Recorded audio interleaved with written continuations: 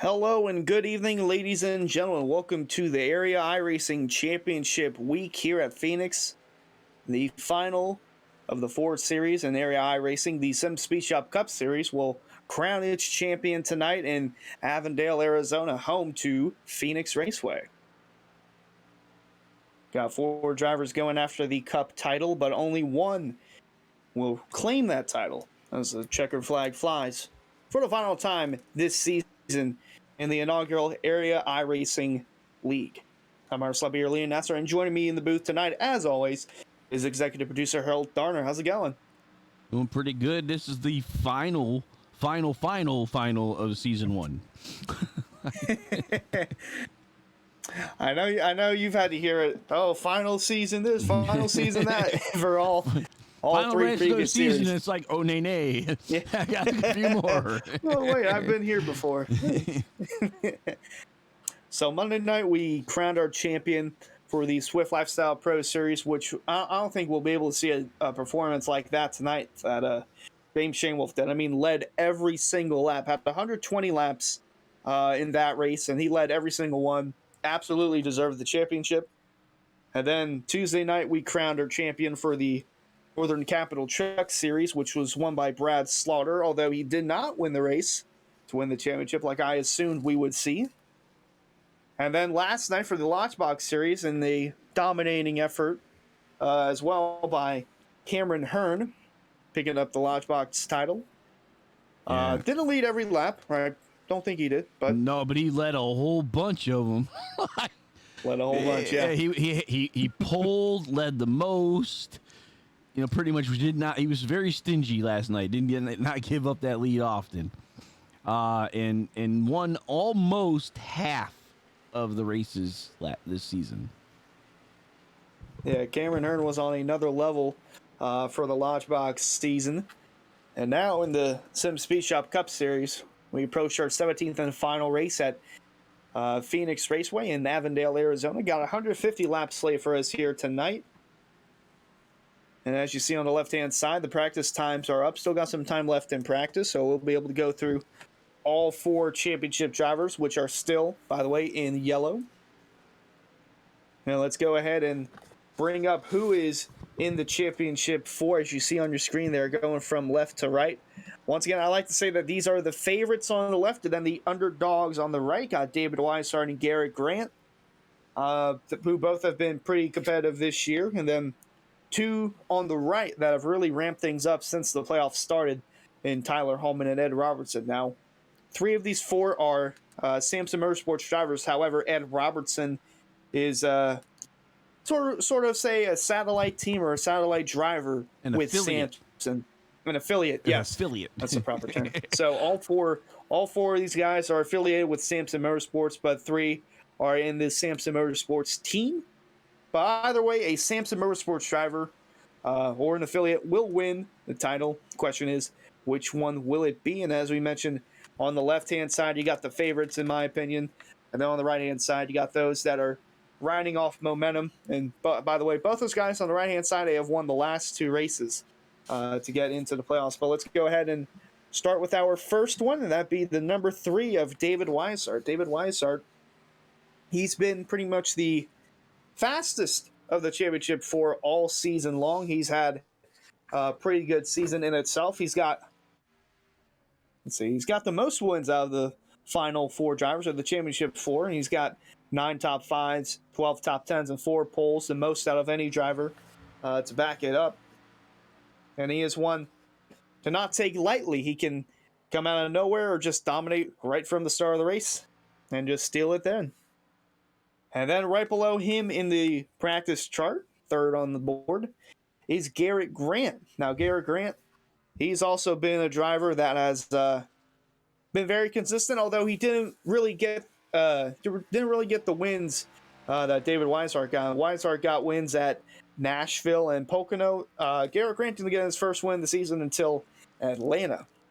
And that was sort of like a coming out party for all the Samson guys, because we really hadn't seen Weishart, Garrett Grant, and then Tyler Holman inside the top 5 for a majority of those races, but that was really a coming out party for them. And the 5 has been the most consistent driver this year with the most top 10s, the same amount of top 5s as David Weissart. So he's got 1 win on the year, and that came at Atlanta to start the playoffs.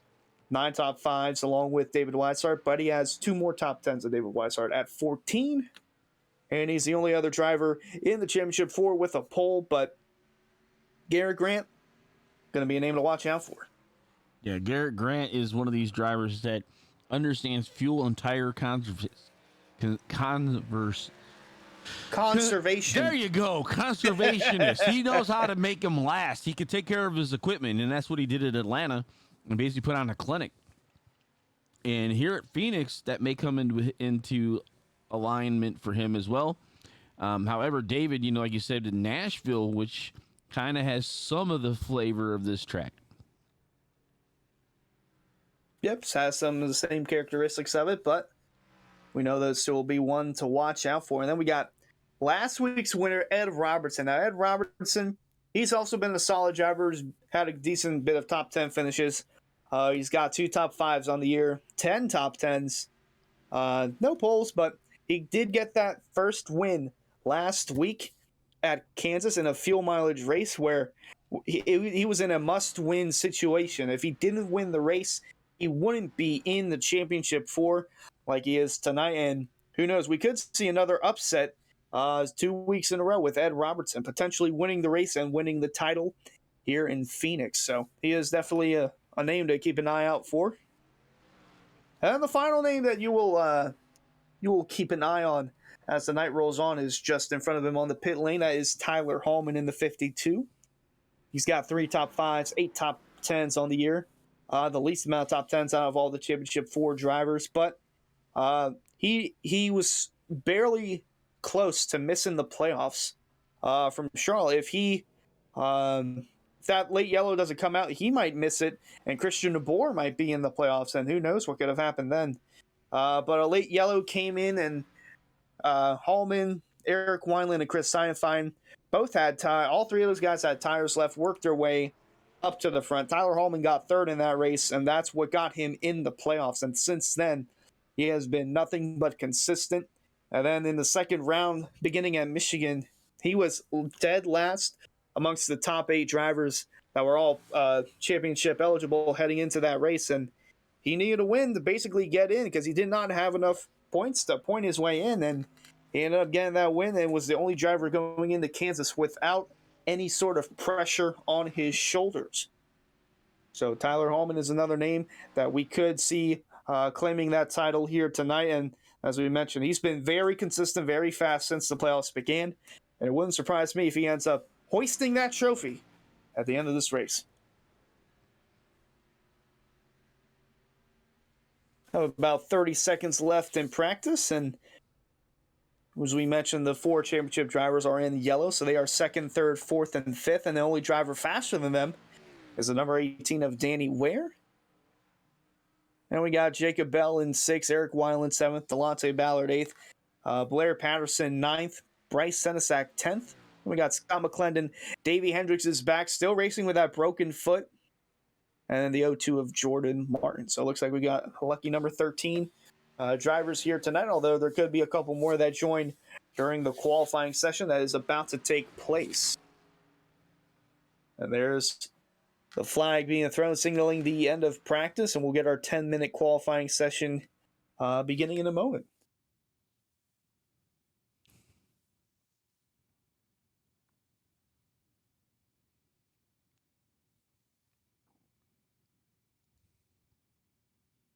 Now, while we wait for qualifying to get set up, we look into the chat to see who you think will win the title here tonight, the SimSpeedShop Cup Series Championship. Will it be Tyler Hallman in the 52, Ed Robertson in the 64, Garrett Grant in the 5, or could David Weissart, the favorite, take it?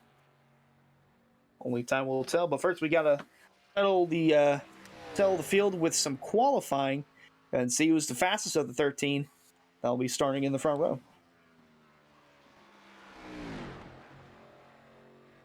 Be an interesting approach here from one of the first drivers on the racetrack in Scott McClendon. I'm not sure. He might have clipped the wall there on this warm-up lap going through 3 and 4.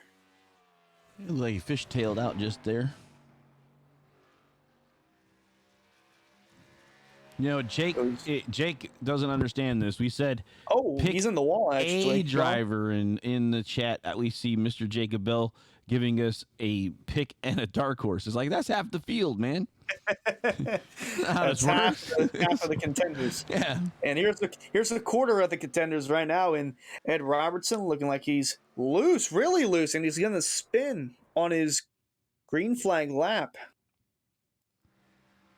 Huh, did not expect that because, you know, we talked about this Monday night. Ed Robertson has never attempted to qualify for any of the cup races this season. Yeah. And maybe he realized that, and that's why he jumped out. He was like, yep. He said, whoops. So we got somebody for Tyler Hallman. How was not Cameron Hearn not in the race? Honestly, I have no idea. But he says there's water on the racetrack, and, you know, it wouldn't be surprising. So we see Garrett Grant now go to second on the chart for his second lap. David Weishart went to P1. I'm not sure if that was on his first lap or his second lap. And there is the 09 of Bryce Senesac, currently in third, Delonte Ballard fourth, and Blair Patterson, your top 5 at the moment, as we see Delonte Ballard looks like he came down to complete his second lap there. And now we see Danny Ware coming to complete his first lap. It's going to put him at the top with a 26.284, and it looks like that'll do it. Looking to play spoiler tonight is Mr. Ware.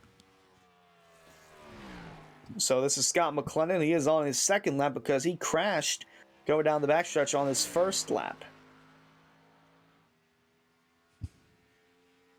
Scott McLennan was one of the Cup drivers this season that was oh so close to making it to the playoffs. As you see him get really loose there and slide up the track, going through 3 and 4, he'll be able to complete this lap. Oh, I apologize if you hear that sound in the background. It got really loud there for a moment. But Scott McLennan going to be 7th quickest on the track. So far, only 2 of our Championship 4 drivers have qualified, and those being David Weishart and Gary Grant. Looking like it's similar to practice with Danny Ware first, Weishart and Grant second and third. So we're looking through the chat here. We see Cameron Earn's going to take Tyler Hallman. We got a pick for David Weishart as well. We have a couple for Weishart and a couple for Hallman. So you see Hallman now working that outside lane, very close to scraping the wall, but nonetheless going to come through and take the green flag. So we pretty much know that Samson has locked up the team points, correct? I would believe so. I did not go over there and look. Could be Samson or it could be VRA.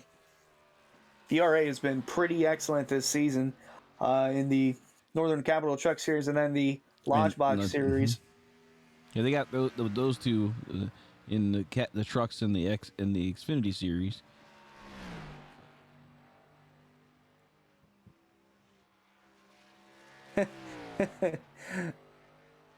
My bet is on what that siren was that flew by. Honestly, I have no idea. It could be be an ambulance or a police siren, but I do live down the street from a firehouse station. So okay.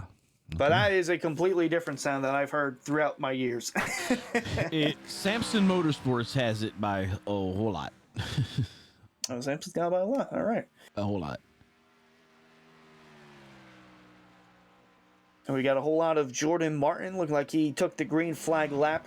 Okay, well, I'm looking at here. It shows that, but apparently these points are correct, as Jake said that VRA is winning. So I don't know. I just went over to the Sim Racer Hub and I don't know. They must do the points differently than what's up here. So I'll go by whatever Jake says.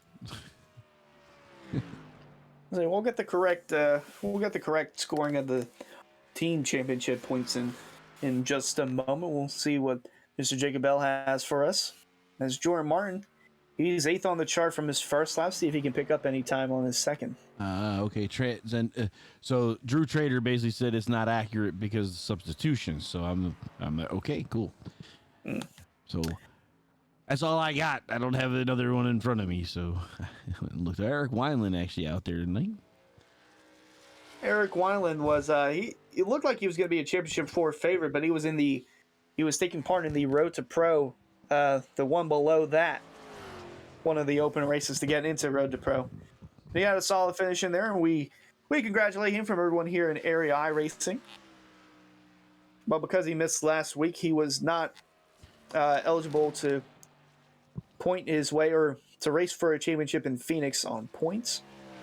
He's currently 10th quickest with a 28.527. And that's basically what opened the door for Hallman. Oh no, Hallman was already in the previous week from his win at Michigan. I'm going to say I couldn't remember. It wasn't Ed Robertson. No, Robertson won to get in. Win, yeah. Get in. So it would have pushed out Weishart. Possibly. No, Weishart was in on points. Weishart and Grant were in on points. I'm trying to think of who that 5th place car was in the points. I really think if I can pull up the point standings here really quick. I can't remember. It's been a while. I know it was. It's only been a week, but we both don't remember. I've had 4 races it was since Danny then. Ware. Danny Ware, okay. It was Danny Ware. Danny Ware was going to be in if Ed Robertson did not win that race at Kansas. But Ed Robertson got it done on fuel, needed that to work, and it did. And who knows, if Danny Ware made the championship 4, we could have been seeing him the fastest amongst those in the championship 4. But nonetheless, he's the fastest car on the racetrack, not only in practice, but the qualifying time shows. As we see Jacob Bell coming through, looked like he taking the green flag lap. We're running close on time here. Got about, let's say, maybe a minute 40 remaining in our session. And our final qualifying session this season in the area. He's going to come off turn 4, get the white flag lap. So first lap will slot him 10th out of 26.840. It's about 6 car lengths off the pole time from Danny Ware. See if he can pick up a 10th or 2 to improve on his position. If he can pick up just 3 100ths there. Oh, as he blinks in and out. He picks up 3 100ths, so he can start 8th. So he comes off turn 4, very close to that wall. And Jacob Bell, P5 with a 26.546. So we got some spacing in between our championship 4 drivers in qualifying. As you see, the highest of those will be David Weishart, going to start 2nd, Hallman 4th, and Garrett Grant 6th.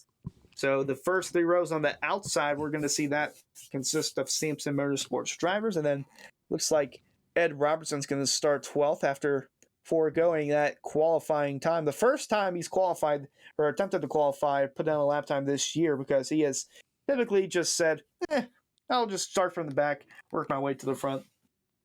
And the only other driver that has not put down a time is Davey Hendricks. This is the first time we've seen him in a while with a broken foot that sidelined him at Richmond. His last race was at Atlanta.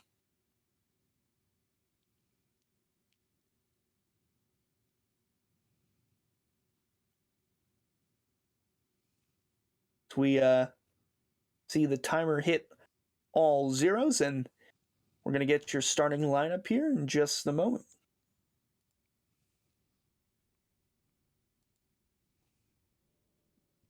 There we go. On the left-hand side of your screen, you're going to see your starting lineup for tonight's SimSpeedShop Cup Series Championship race at Phoenix. And starting on the pole will be Danny Ware on the inside, and then to his outside is Championship 4 contender David Weishart, the highest of the 4 championship contenders. And in row number 2, going to be Eric Wineland, starting 3rd, and then starting 4th to his outside, another Sampson driver and another Championship 4 driver, going to be Tyler Hallman in the 52. Row 3, we're going to have Jacob Bell starting 5th, and alongside him is once again a Samson driver, a Championship 4 driver in Garrett Grant. Row 4 going to be a pair of regulars, no, not playoff drivers, not Championship 4 contenders. Going to be Delonte Ballard and Bryce Senesac. Row 5, Blair Patterson and Jordan Martin. Row number 6 is going to be Scott McClendon and Ed Robertson, the other Championship 4 contender, the deepest of the 4 in the field. And in the last row, all to himself, Davey Hendricks is going to start 13th. And that is going to be your field. So we got 13 cars here tonight at Phoenix Raceway. Going to be 150 laps. We're looking at the fuel run to be about 55 to 60 laps. But we did hear that if there's any conservation of fuel at all, whether it's under caution or even during the green flag, we could see them stretch it to about 65 laps on a tank of fuel. So we're on our drone cam, eager to see the cars rolling off the grid. And there we go. I've already made my pick for tonight's champion. Not sure if we'll do race winning picks, but my champion pick is going to be the number 5 of Garrett Grant. Harold, what you got? I was going there, darn it. I'm going to race winner Eric Wineland, and then since you picked the 5, I'll take the number 52 of Tyler Hallman. Oh, that is the dark horse pick to some for the championship. Now the pace car is pulling into pit road, and typically when it goes into pit road, we see the field go right away, but because we're at Phoenix and the pit road is on the backstretch, or the entry is, they will go at the Geico restart zone in the middle of turn 3 and 4. So we got 150 laps later for us here tonight as the field rolls into the Geico restart zone. And the season finale for the SimSpeedShop Cup Series is underway in Phoenix.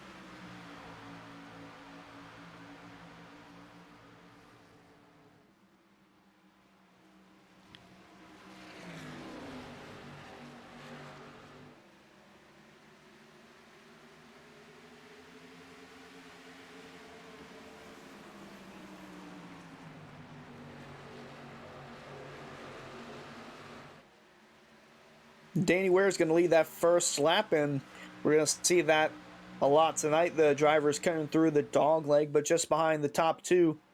Already got teammates going at it for the championship, and we're going to see that all night long as well. David Weishart was low on the 52 of Hallman, and he's going to shut the door on him as they go down the backstretch into turn 3. Saw a car go all the way to the inside wall. Couldn't tell if that was Jordan Martin or not.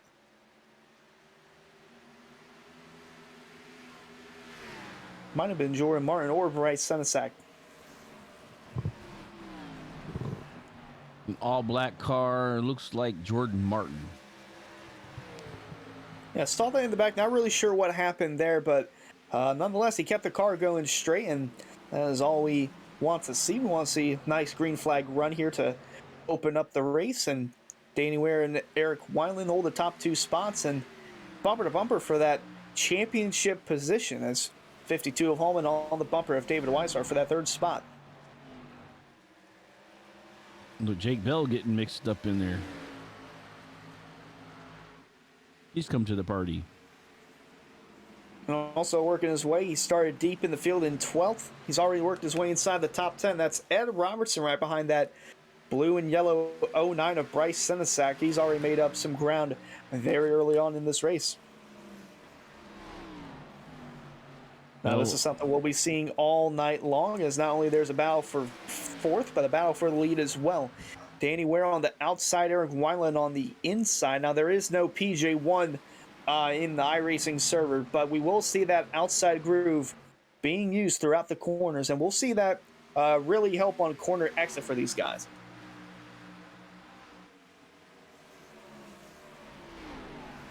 So it's a 2-car battle for the lead. It's going to be a 3-car battle for 3rd. Looks like Wineland couldn't quite get the move there coming out of the corner, but Weishart starting to create a little distance between he and the 52 of Tyler Hallman. Jacob Bell, meanwhile, still inside the top 5, has not moved a spot since the drop of the green flag. Looking to improve his spot by 1. So he's all over the bumper of Hallman for 4th.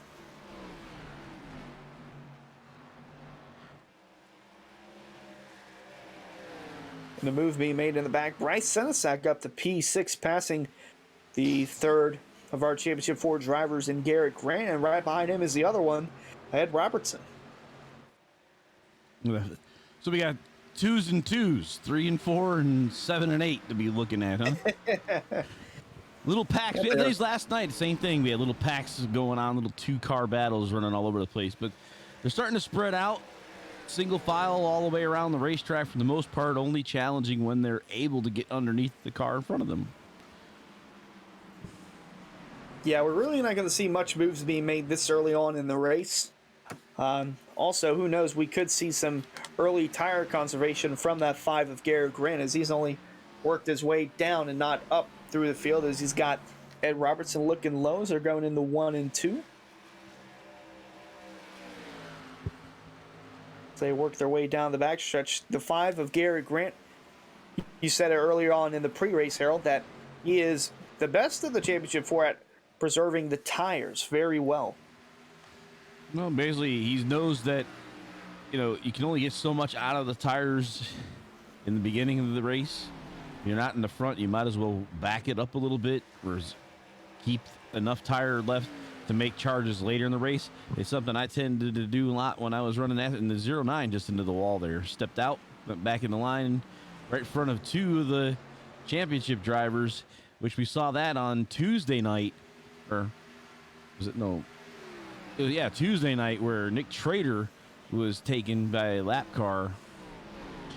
And, here. So not good to be, you're driving along and all of a sudden, whoop, there you go, kind of thing. So, Blair Patterson in the wall, right. McClendon in the wall. They're going to wreck McClendon. down the back. Caution is out on the racetrack for the first time tonight on lap number 11. Boy, Blair Patterson bounced off that turn to wall and then got down into the 29 of McClendon. And a hard hit for both of those drivers into the inside of wall. And we'll take a look at our 1 to go replay to show you what exactly happened. This was back around 11th, maybe 10th on the racetrack, 10th and 11th right here. See Delonte Ballard, Blair Patterson in the middle, and then Scott McClendon right behind. You see it right here is that's Blair Patterson's car, and you see him shoot out into the wall and come down and collect McClendon. Good illustration there by Harold. Trying. The telestrator's improving slowly.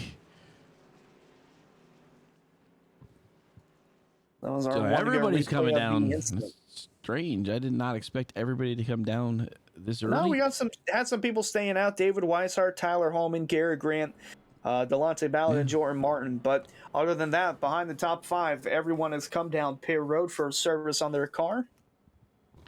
Now this didn't play out well. This didn't play out well for Shane Wolf on Monday night. The early caution did not. They did not pit with the rest of the field, and it ended up biting them where they never got back into contention because they had older tires and everybody went by them.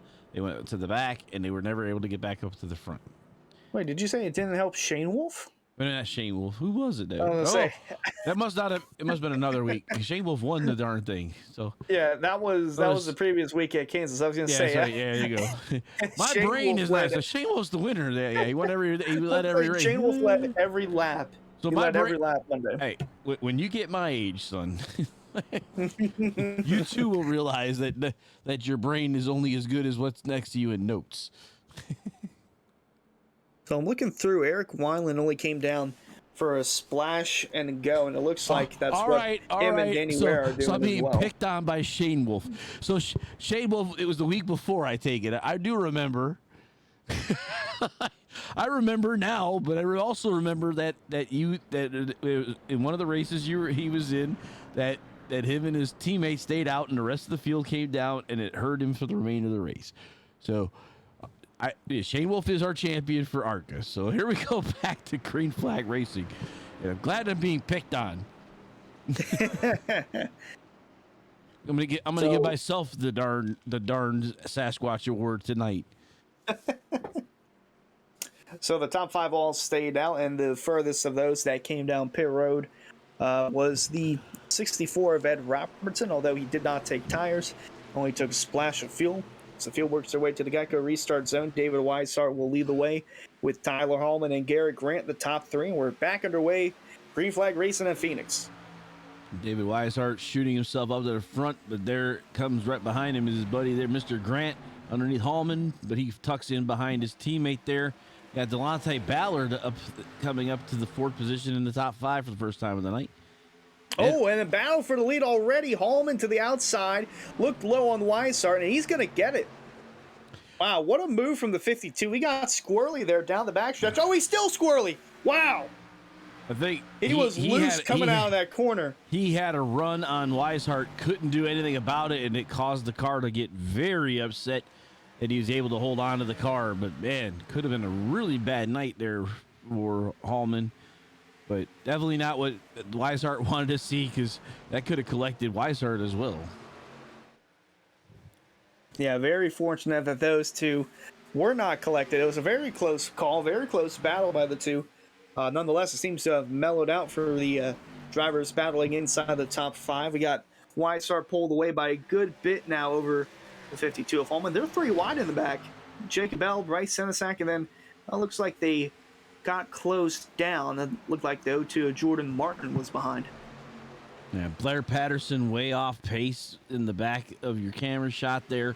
And looks like Scott McClendon, heavy damage on that number 29 ride, probably done for the evening. Yeah, it looked like Scott McClendon is done for the night. He's still on pit road. Can't come back out. They're still trying to work three wide here with Jacob Bell, now Davey Hendricks, and then still the 09 of Bryce Senesac. Meanwhile, up here, we got the battle going on for fourth between Ed Robertson, Garrett Grant, and then the mess of cars behind him. And Hendricks almost looked to the outside of Garrett Grant there. Very tight racing here in the back part of this field. Interesting how Garrett Grant is not using the underside of the apron like a lot of his teammates are. He's kind of staying on the track surface, letting everybody else do the dive through the tri-oval or the dog leg here at Phoenix. Yep, as we see the 64 of Ed Robertson looking to hold on to that fourth spot. Trying to go after Mr. Ballard to take over third. Still very tight racing there on that outside with Garrett Grant and Bryce Senesac. Now Jacob Bell to the outside of Ed Robertson.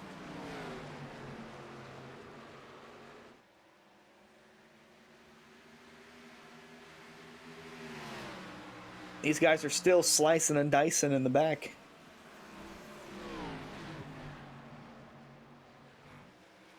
Looks like Ed Patterson just like a sitting duck because these drivers are going along on the outside and passing them one by one. So he's now lost another spot to the 18 of Danny Ware, and he's back in seventh.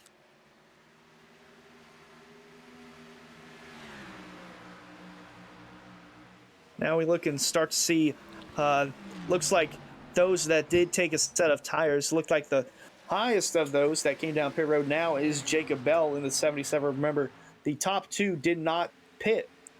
That's why we see the battle going on for second with Hallman low, Bell high going through 3 and 4. Weishart did not pit. Jacob Bell did pit. He's got the second spot for the moment. Tyler Hallman did not pit. And the 14, or in the fourth spot, the 18 of Danny Ware did come down pit road as well and got a set of tires. Now remember, these guys only have 3 sets, so a lot of thinking went on into that for the drivers running for the championship. But for those that have nothing to lose and basically just go out there and get a win, they said, last race of the season, why not? And we're seeing that with Jacob Bell slowly making his ground up on the 3 of David Weishart, and then Danny Ware in the battle for third with Tyler Hallman there on the outside. So it looks like he's going to take the spot. Might have it on corner X right here. And he will. So Jacob Bell trying to use the fresh tires to get around the number 3. The only 3 drivers that took tires was Bell, Ware, and Senesac. Everybody else was fuel only. Robertson, Hendricks, and Wineland. Yeah, we saw Wineland come back down pit road to top off on fuel. Now remember, fuel run looking at 55 to 60, but we did hear from Jacob Bell just before we went live, as he's going for the lead now into turn 3, that we could see some drivers stretch it to lap 65 on a run of fuel if they save, either during green or during caution, as we might have seen the 77 look a little loose there coming out of turn 4, but nonetheless, he's still got the inside line going down into 1 and 2. Going to slide up a little bit on the 3 of Hallman, or excuse me, David Weishart. Yeah. And Now we might have a with 3-car battle for the lead, as Danny Ware is looking right behind to pounce at any given moment. We might see a 3-wide move being made on the front stretch. Slide up 77. Jacob Bell to lead that lap, but Ware going to take the short way around and try to get up in front of the number 77. Going to get around the 3 here. You see Ware now just about past the 3. Got that position.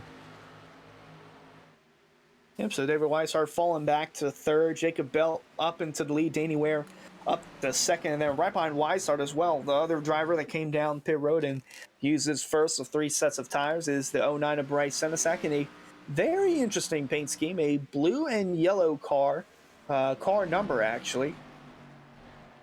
Almost like an optical illusion. You don't really see the 0, you just see the 9.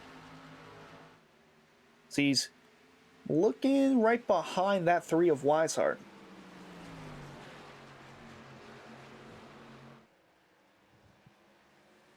So as they run right now, your championship 4 was David Weishart running the highest in 3rd, Tyler Hallman in 5th, Ed Robertson 6th, and then Garrett Grant P8 at the moment. Looks like we've settled into a little 4-car pack.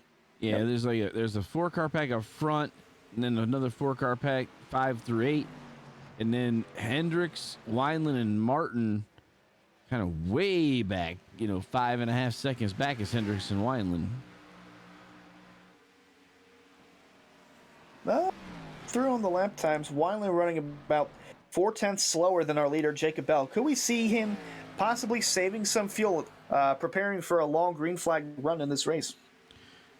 If anybody's going to have some kind of fuel scheme up his sleeve, it will be Eric Wineland.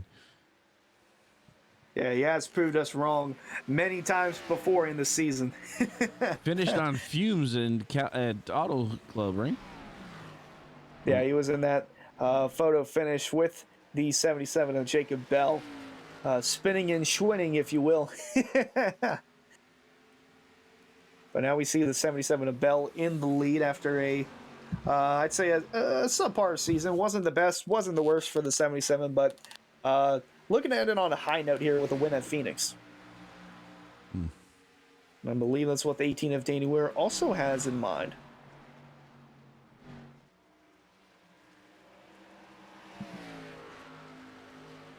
So we see them now working their way down the backstretch. Like I mentioned, still got a 4-car pack here. All these guys within the second of each other. 3 of the 4 with fresher tires, that being 1st, 2nd, and 4th in this pack. So David Weishart still managing to pull some ground from the 2 cars behind him in Tyler Hallman and Ed Robertson. And then Garrett Grant is moved up a spot into the 7th position. So as it runs, your championship drivers are running 3rd, 5th, 6th, and 7th. Oh, Hallman really loose there coming out of turn 2. Nearly got into the inside wall, but keeping everything straight and going.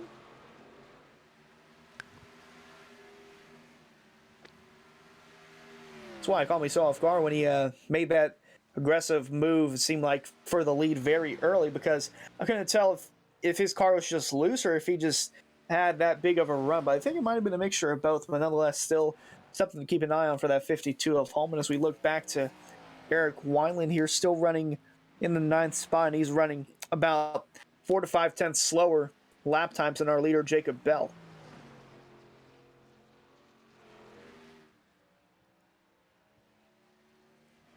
So we might see the 12 playing the fuel strategy game as we got a battle for the lead now. Jacob Bell and Danny Ware, they were side by side. Now they're going to stay single file as they head into turn 3. Jacob Bell going to leave a little bit of room there on the bottom, blinking in and out. There's 18 of Danny Ware going to be underneath him as they go through the dog leg. Now Ed Robertson going to lose a spot to Garrett Grant. So these guys are still slicing and dicing in the back, but 77's managed to pull about 2 or 3 car lengths from the 18 of Danny Ware. And it looks like the 3 of Weissart has found his groove, because it seemed like these 3 guys in Bell, Ware, and Senesac were all going to fly by him, and we would see the 3 drop through the field. But he's Their approaching tires 40 have laps on his. plateaued. Oh, they've flat. Yeah, So I didn't think they would. I didn't think they would even out this quick, but I forget sometimes that Phoenix is a short track, and these guys are on 24 laps on their sets of tires. Jacob Bell, Danny Ware, and Bryce Senesac. The lap times just go by that quick here, where it catches you off guard. So we're looking at the 38 laps on this run for David Weissart, and then 25 for the leader. So it's about a 13 lap difference, but something to keep in mind for a potential late race restart, or a late race run to the finish, if you will. Still got a heavy battle going on for this lead. Still, Danny Ware trying to get by the 77 of Bell. Bell got a little loose there. This might be a chance for the 18. Cutting through the dog leg. These guys are going to be looking at side by side going into turn 1.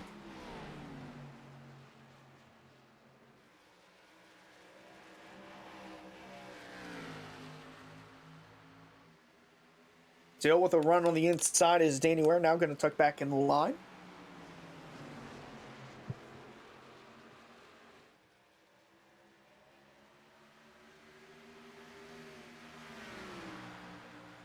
Now, I did not know this until Monday night, that I assume you would get virtually no damage from cutting through that dog leg, because we see it in real life. The splitter could get bent up and the suspension could get bounced up, cut down, but you actually get some damage when you're going through that dog leg. It's not like say on the console games, if you will, like NASCAR Inside Line or any of the NASCAR Heat games, where you're basically getting no damage, but you actually. If you go through that dog leg plenty amount of times, we could see, the driver could see some optional repairs that they could make on their race car if they keep cutting down that dog leg too much. Kind of how you enter the dog leg, because there's definitely a change from the banking to the flat of the apron, and it could end up scraping the bottom of the car, messing with the frame and making it harder to get corner entry. Yeah, the lower you go, the worse it's going to be on that suspension, and nonetheless, on your corner entry for turn 1. Something that we were told yesterday by Cameron Hearn: if you clutch to save fuel here, it could cause the engine to overheat. Because he actually had to do some stop clutching for a while to get some air back into the radiator, because we are running fixed setups. You can't change the tape on the front splitter. And we looked back with Eric Weiland, because he's about 9.5 seconds off the pace of Jacob Bell. He was not holding in the clutch at all. I think he might have been just easing into the brake and easing into the throttle, or it could be coasting, but not really holding in the clutch like you mentioned with Cameron Hearn. We'll see here in the RPMs they go down, because if he was holding in the clutch, RPMs would be way lower. Be about 2,000. But he's just kind of biding his time back here. And as long as he stays on the lead lap, it doesn't really matter for the time being. Yeah, like you mentioned, he's laying off in the corner very early. Like as soon as he gets through that dog leg, he's off the gas pedal and just letting the car coast into the corner, like you mentioned. But Jacob Bell is still in the lead here. Danny Ware's still running in second. We saw Bryce Senesac move up to third now, with David Weissart falling back to fourth. About a 3-second gap between Weissart and Garrett Grant. So the championship 4 are all running 4th, 5th, 6th, and 7th at the moment. Well, as soon as I say that, Delonte Ballard moves up the spot. Go figure. That always seems to happen.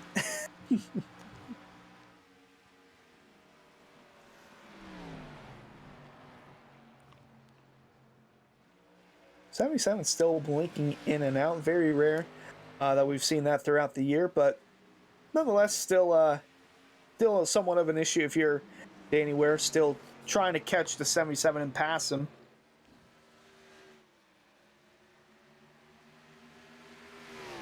So you could blink in and out and have a screw up in the corner and then he could reappear, and you're right on his bumper. It's about a 3-car length gap between the two drivers, but still something to worry about. I'd say a little bit if you're the 18th of anywhere. Like we see down the front stretch, it's fine, but if it's in the corner, you have no clue if that 77 could get loose and be washed up on the racetrack. Well, something we will keep an eye on.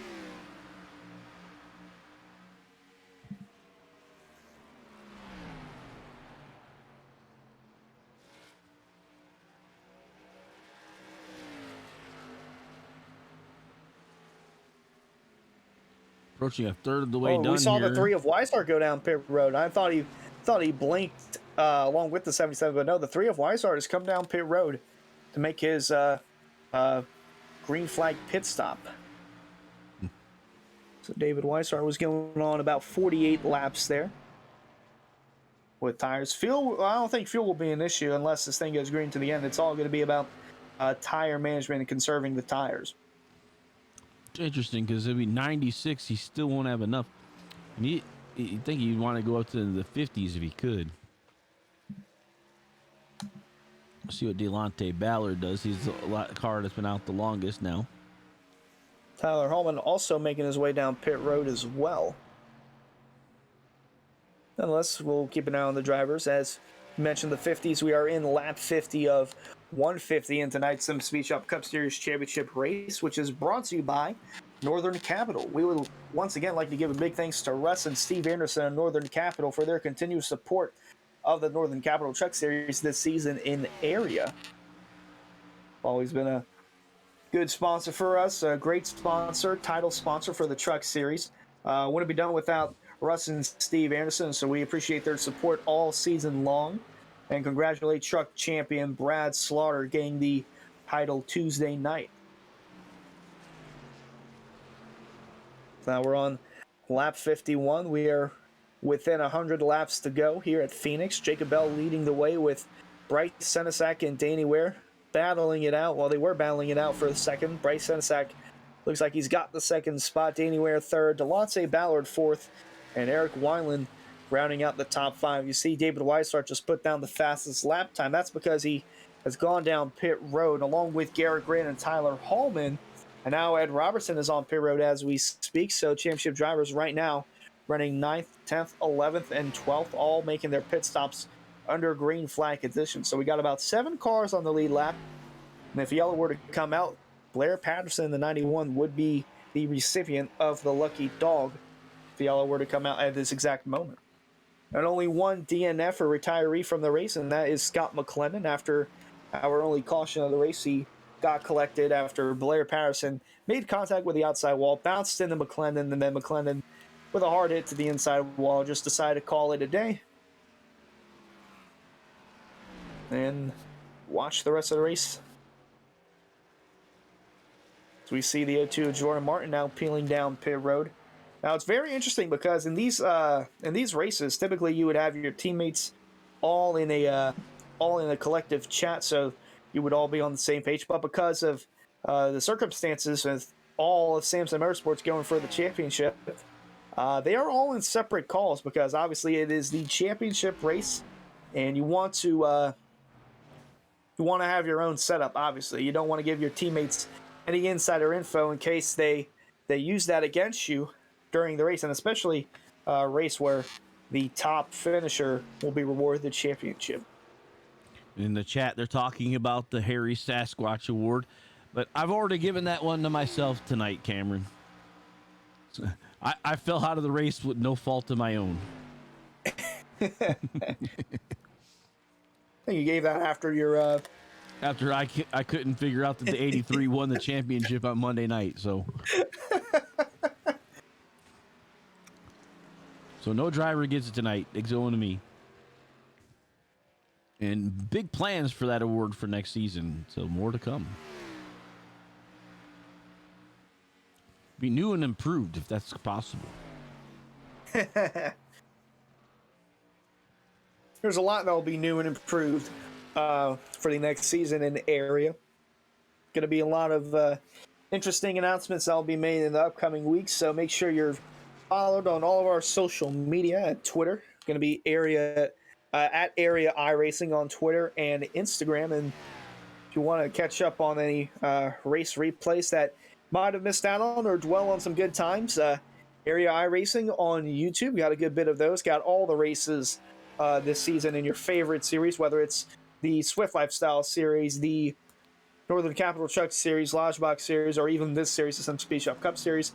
All of our race replays are on YouTube at Area iRacing as well. And to make sure you tune in or look at areairacing.com, our website, where we will also be posting many announcements that are to come for the upcoming season for Area iRacing.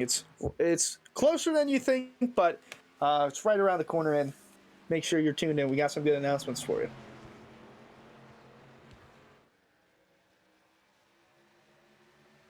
Now Delonte Ballard makes his way down pit road, pitting under green.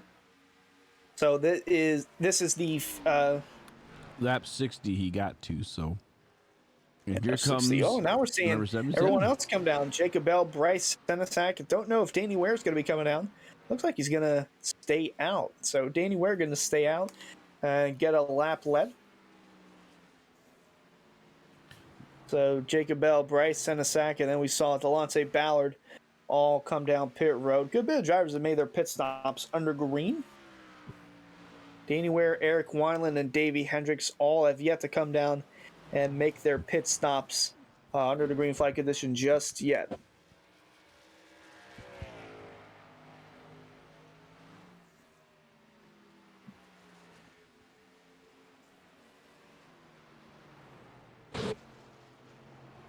Now once things cycle through, after the top three pit, we'll see Weishart, Grant, Blair Patterson, Tyler Hallman, and maybe Jacob Bell inside the top five. This is all moving parts at the moment. Green flag pit stops cause that. Blair Patterson's actually looking like he'll be making a pit stop soon because he is on a lap 49 on a set of tires.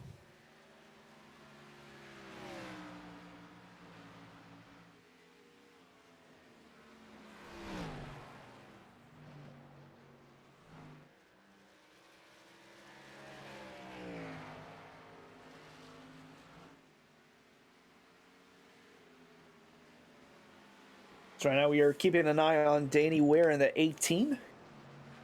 Still logging laps, leading the way here at Phoenix. Derek Weiler running second, and Davey Hendricks running third, all who have yet to come down pit road and make their pit stop. We got David Weishart running fourth on the race, but first amongst Championship 4 with teammates Garrett Grant and Tyler Hallman right behind us. We actually might have seen the 77 of Bell tap the wall there. Now we see this is a pass on the racetrack for position. Ed Robertson passing the 91 of Blair Patterson. That is for 8th. And right behind we'll see Bryce Senesac going to the inside of Patterson there for the 9th spot. And just to keep you up to date on the lap times, Danny Ware last time I ran a 28.254. David Weishart ran a 27.273, so about a second a lap time that Weishart is making up on leader Danny Ware. And as soon as I say lap time, Jacob Bell, fastest lap of the race. Looking at a 26.585. Fastest amongst the drivers, and we could see that change before the night is over with.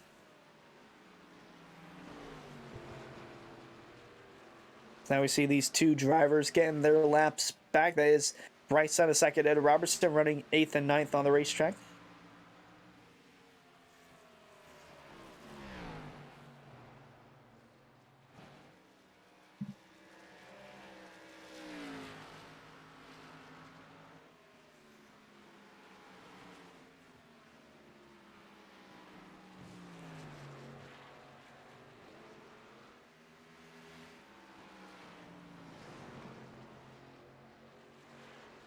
Now, Harold, if you're the crew chief of Eric Wineland or the race strategist, or he might even be his own crew chief, who knows, but What advice would you give to Eric if he's trying to conserve fuel as a way of possibly winning tonight's race? Well, I mean, whatever strategy he has in mind, he's just gonna have to play the card. He's committed definitely at this point to going the distance on the set of tires and fuel. Um, Being out there now at 55 laps currently. So we saw Delonte Ballard go up to 60. So that means we'll see him at right at about the midpoint, mid race break, 75 laps. We'll see the 12 come in, and you see if he get any more after that. He still would be short of making it the distance on one pit stop. On one, I got a little bit. I got a little mid-race question for you there, Harold. What state is known for their small drinks? It's in the Twitch chat. Yeah, I didn't think you were paying attention. I got Cameron playing stand-up in the Minnesota. Twitch channel. It's a Minnesota. Minnesota. That is the state, but Minnesota is the correct answer. Minnesota. Didn't I know what he meant by that? And then as soon as I saw a tough crowd, I'm like, oh, Minnesota.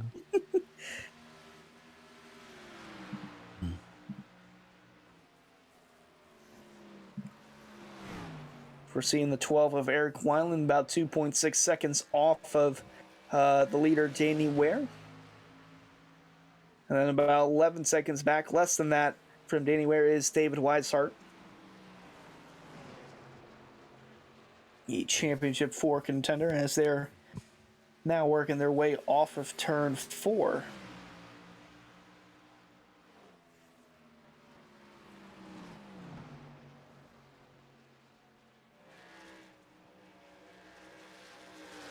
So Wineland, is about 2.3 seconds ahead of Weishart, or actually behind the race leader Ware, 8 seconds in front of Weishart. Weishart on 23 laps tires. He's on 58. So it's given him a little bit of a cushion towards the end of the run here, but he's going to have to pit. Hopefully, I don't know. I'm just trying to find out what he's thinking at this point. Unless he can get past the 8. If he can get to 80, he's got a shot to do it in one pit stop. Well, he has been letting off at the corners very early, and he's approaching lap 60 on his run. And the fuel run we saw was 55 to 60, but if anyone would try and stretch it, whether it's under yellow or during green flag conditions, they could stretch to lap 65. But Eric Wineland might find a way to stretch it past 65 laps. So it's something we'll keep an eye on as we inch closer towards our halfway break, or halfway rundown. No breaks, all green flag racing here at Phoenix, and the halfway portion, the top 10 rundown, if you will, is brought to you by Swift Lifestyles. Fans, be sure to visit our sponsor Swift Lifestyles for clean supplements that help improve your focus and your gaming. Use a discount code on your screen, AREA iRacing, AREA iRacing, for 15% off any order you have on that website. And we once again like to give a big thanks to Swift Lifestyles for their support this season of the Swift Lifestyles Pro Series, and a congratulations to James Shanewolf, your Swift Lifestyles Pro Series champion on the year. Big thanks once again to Swift Lifestyles for making this all possible. Now let's get to the rundown here with Danny Ware. He was the fastest car in practice, fastest car in qualifying, and he's shown top 5 speed throughout the race. Saw a different strategy, and he's led 28, now going to be 29 laps as he crosses the stripe. Driver to watch out for in the second half, because he could prevent any of the Championship 4 drivers from winning the race. And then right behind him is actually Ware's going to make his pit stop now, and Eric Wineland going to keep going and take control of the lead. Eric Wineland's going to lead his first lap tonight, but he's been running in the back, kind of doing a fuel play, if you will, or fuel strategy. He's letting off into the corners very early, saving some fuel. He's actually 63 laps into a run. When he pits, we don't know. We'll have to see as the race rolls on. Now we'll go to David Weishart, the Championship 4 leader at the moment, running second on the racetrack. He's led 12 laps tonight. He's shown solid speed. He's led every lap up until that caution, or actually no, he led the laps after the caution came out, stayed out. He's on a different strategy of his own, along with Garrett Grant right behind him, another Championship 4 driver, but a teammate to David Weishart. As Garrett Grant, he's been known to preserve the tires and keep the car going on these long run conditions.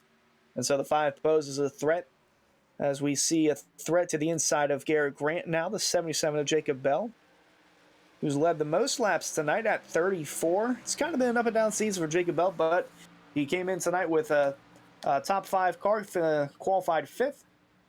And he's led a good bit of laps here with some speed underneath that 77. And now Bryce Senesac in the 09 is there. We see the weird looking, it's weird to some, paint scheme there, with the O being blue and the 9 being yellow. Nonetheless, it helps the design of the car. 0IX on the race car. He's had a solid run. He's been inside the top 10. Now he finds himself inside the top 5. He's had a solid run. He, along with Jacob Bell and Danny Ware, are on the same strategy. And right behind Bryce Senesac, you got Tyler Hallman in the 52, the third driver in the Championship 4. Very loose. And he's hit the wall. He's into the wall. He's spinning hard into the inside wall. Tyler Hallman has just crashed on the racetrack, and that's going to bring out our second caution. Right as we cut to him, he got loose, clipped the wall coming out of turn 2, lost control of it, hit the inside wall. Your Championship 4 contender has big-time damage, and we'll take a look at our 1-to-go replay to show you a better angle of what happened. But he was doing oh so well, and it was all on his own. Ed Robertson's right behind him, but he was running 6th at the moment. Don't think there was any contact between the two. Ed Robertson, he's in the wall already, so he's well behind this. As we'll see, the 52 just loses it coming out of the corner, bounces off the outside wall into the inside wall. Nothing he could do, but that is a tough way. That might be a potential season-ending crash there for the 52 of Tyler Hallman.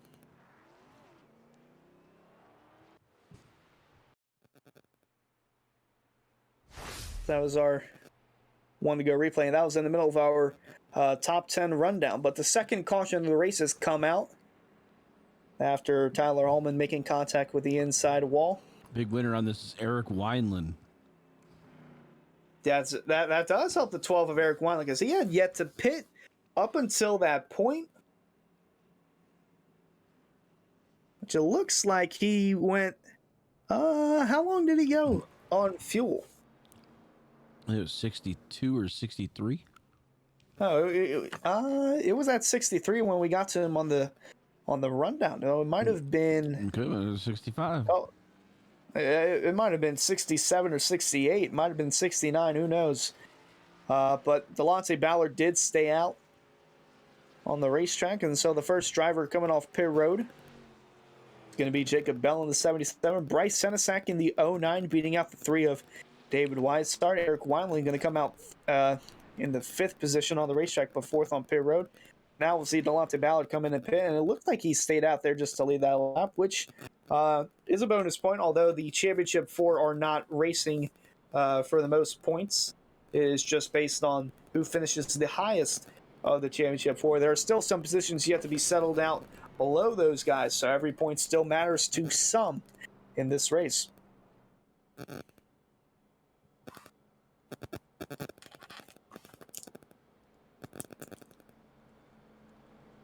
As Davey Hendricks has stayed out, he will get the wave around if he does not come down pit road this time.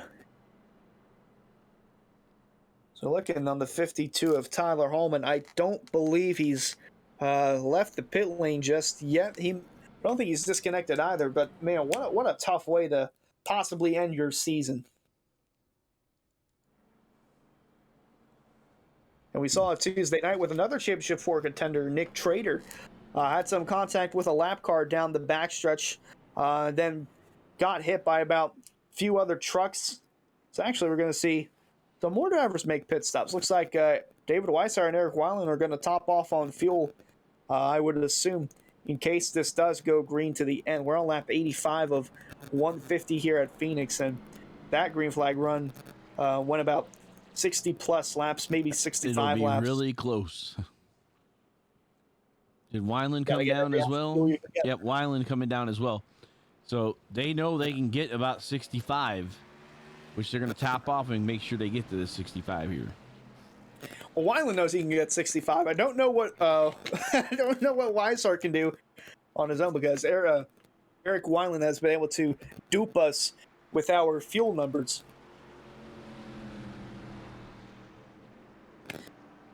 It will be right on 65 laps if this thing does go green to the very end. So Davey Hendricks took the wave around, went through the pace car that is now on pit road. And so the 77 of Jacob Bell will choose the inside lane for this restart. Bryce Senesek on the outside. Then right behind those two, you got a pair of Championship 4 drivers, Garrett Grant and Ed Robertson, third and fourth. And just in the background, you see right behind David Weissart is the 52 of Tyler Holme. He's returned to the racetrack. So now the field works their way through the Geico restart zone. And we're back green flag racing at Phoenix.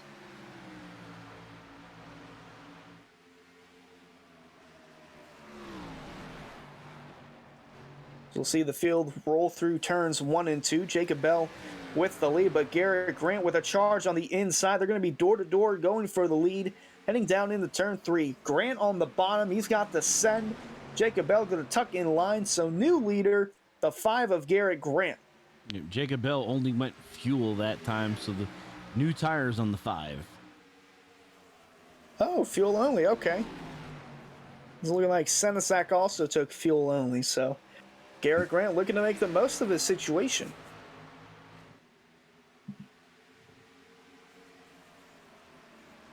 Weishart fuel only.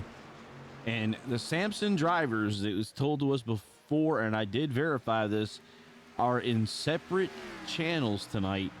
They're not cooperative tonight. So team to the wind, every man for himself. I don't believe I brought that up a little bit earlier during the race, but yes, all the championship drivers are in their own separate calls. Typically on a night, say like last week at Kansas, they would all be in the same Discord group. They would all be in the same group and communicating with each other, but because they're going after a championship, they are not communicating well with one another, so they're all in separate rooms. As still got 3-wide battle here, right behind the 77 of Bell. It's Delonte Ballard, Danny Ware, and Bryce Senesek. And then you mentioned the 3 of Weissart taking fuel only. He actually took 4 tires, but right before that green flag came out, he and Weiland came down, topped off on fuel. So they're looking at this going green to the end and wanting to be the ones stretching the most on fuel. And who knows, we could see these guys in a 1-2 finish once the check flag flies. Who knows? We got 60 laps left to settle it out of Phoenix. And they go by quick. Yeah, they do go by quick. Like we saw earlier in the run with Bell, Senesek, Danny Ware, and David Weissart. Those guys were all within a second of each other, but Weissart had older tires by 13 laps than those 3. But at some point, the tires do even out. It seems like it only takes about 13, maybe 15 laps or so for those tires to settle out, and then we saw Weissart settle into that top 4 before we saw the first of green flag pit stops.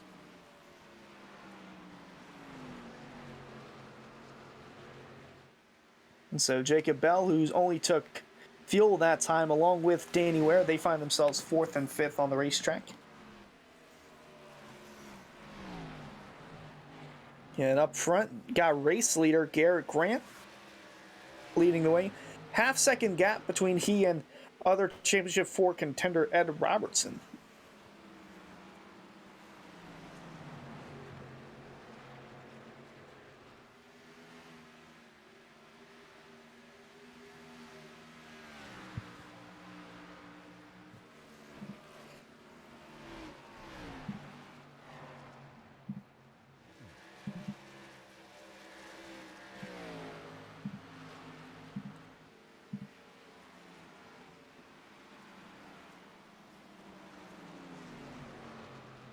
We can hear a Senesac as he's getting up on the back of the 77 of Jacob Bell. For the most part, everybody's single file. Looks like the 02 of Martin underneath Hendricks. He's 2 laps down, though, Mr. Martin is, and so is Mr. Patterson. And then we see Tyler Hallman is back down pit road. Yeah, he was going to see. He was just checking to see if he could maintain some kind of speed with his car, and definitely was not able to and pulled off.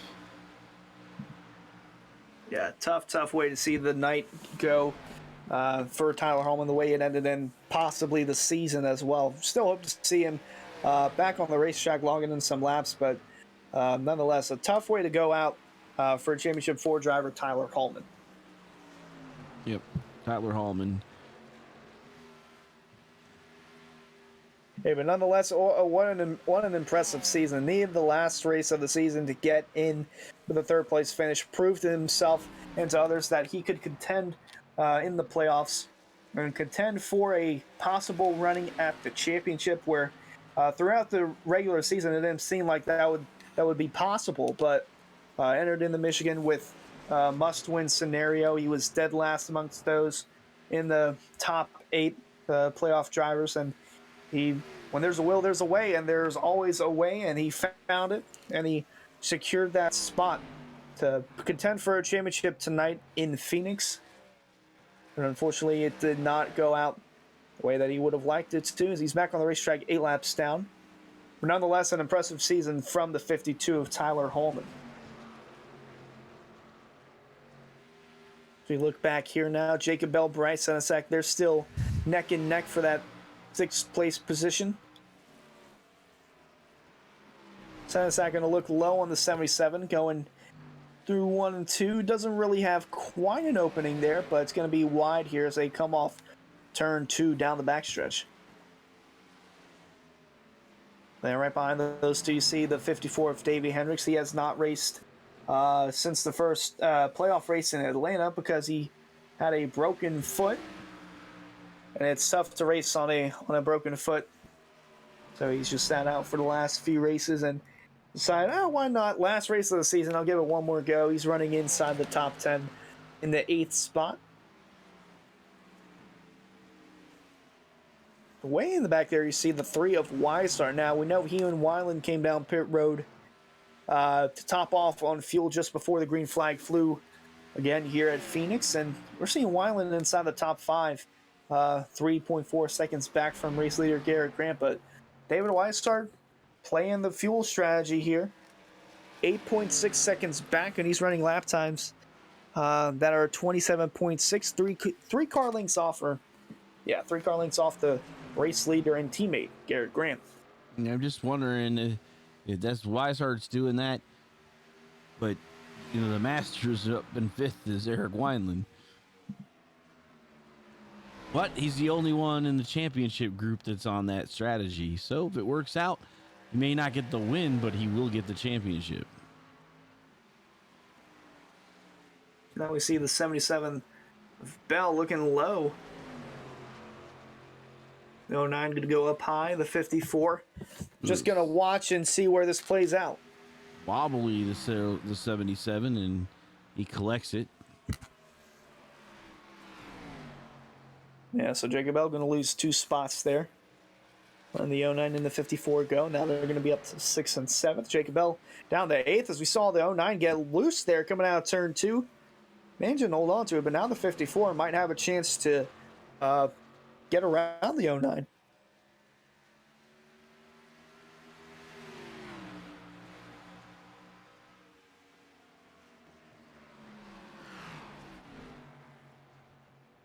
We're under 50 to go now, and the whole field's pretty much single file. So I'm actually looking through here, and Cameron Hearn put phones dying out in the woods. Won't be able to watch the finish, but if I'm not here next season, just know Sasquatch got me. Huh. That's a Sasquatch award of its own. That would be the What Had Happened Wood award. I was in the woods, and what had happened is Sasquatch ate me. Yeah. that what had happened with Ward.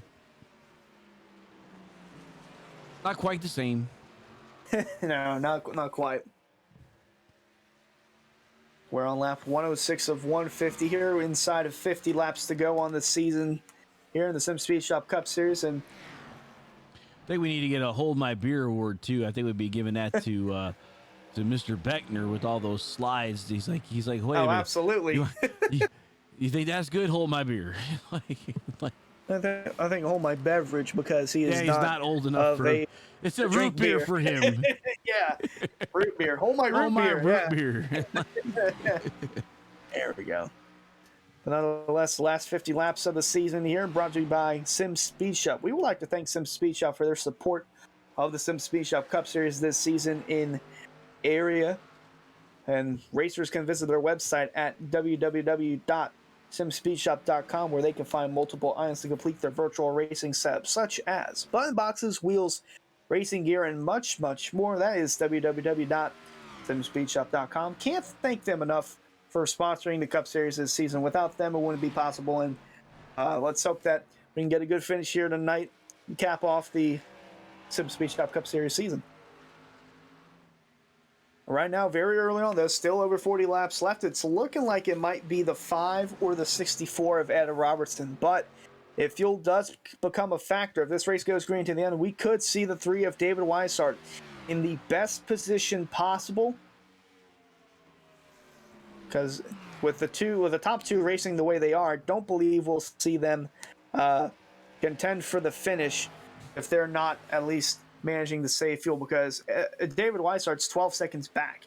He is definitely saving fuel because he knows, or he has a feeling that this race might go green to the very end, and we already saw what that'll do if it goes green long enough. It saw the 12 of Wineland be able to pit from the lead and stay inside this top 10 or so. Now he's running 5th, about 4.2 seconds back. Still probably conserving a little bit, but nonetheless, both those guys topped off before we went back green, so they're looking like they're in the best position possible to make it to the end on fuel. That's once again, if this does go green to the end.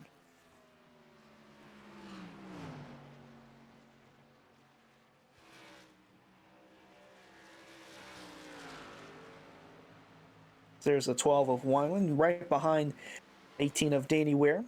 This is our battle for the 4th spot.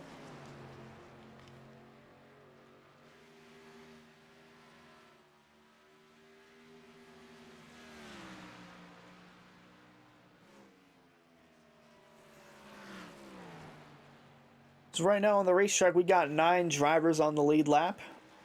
We got 3 multiple laps down, and then only 1 DNF, and that was Scott McClendon. It looks like Tyler Hallman has repaired his car. He's back on the racetrack. He doesn't want to finish from the pit, so good on him to finish the race. Came back out a good bit ago. Only 8 laps down. Yeah, good to see him be able to finish this race under the green flag and not from watching in the pits. So actually seeing now the 5 of Garrett Grant pulled out to the gap more than a second, or close to a second gap from Ian Ed Robertson.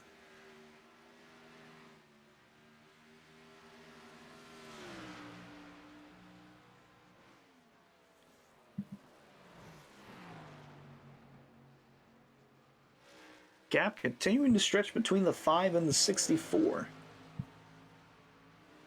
They're at 31 laps each. It'll be really close for them to go the distance. Eric Wineland's at 28 laps right now, and so is Weishart. Grant and Robertson are trying to play the fuel thing. I don't know if they saved enough. I mean, they got to do another. We're at 35 left. I need to get they're going to be at 70. They're going to be at around 67 laps. This thing goes green to the very end on fuel, so something to keep in mind. It looked like that's what Ed Robertson does. The 12 got by the 18, got a little loose there off of 4. But nonetheless, still going to be close for everyone to make it on fuel, but Eric Wineland, because Eric Wineland always finds a way. And the thing is about Eric Weiland, if Eric Weiland would have participated last week, more than likely he would be a championship contender. Oh, absolutely. But by taking the week off to go to RTP, he relinquished his spot coming into the playoffs. Yeah, he relinquished it for Garrett Grant because he had a good enough cushion to where if he raced, then if he just had like a top 10 run, he probably would have been in. So now we see the 09 of Senesec on the pit road. But him not being in, that's what opened the door for Garrett Grant to be in because David Weisart. Actually, no, it was David Weisart. I'm sorry. Garrett Grant headed into Kansas with the biggest points gap. It was David Weisart who really didn't have that big of a gap heading into Kansas. So, Well, really, Weiland what was third. kept the three of it's what kept the three of Weisart in, and then Ed Robertson winning that pushed the 18 of Danny Ware out of the championship 4.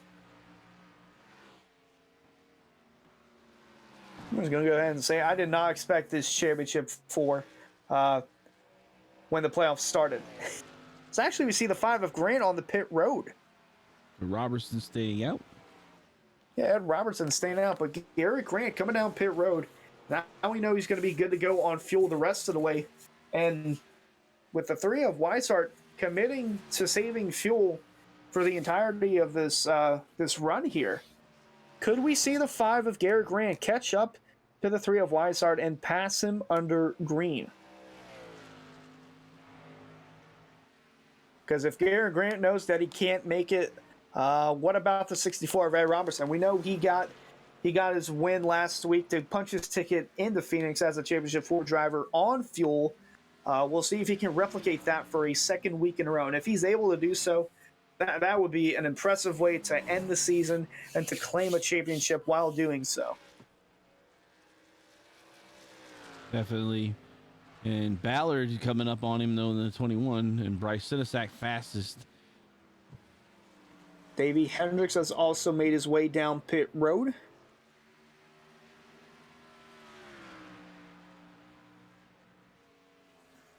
So Grant down a lap to the race leaders, but has the freshest set of tires and the ability to go as fast as he wants to go.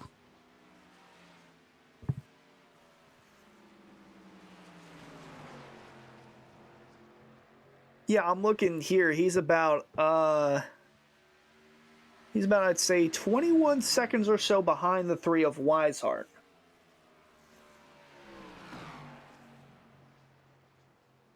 It's going to be close to see if the 5 can work his way up to the 3 because, like you mentioned, the tires do even out at some point.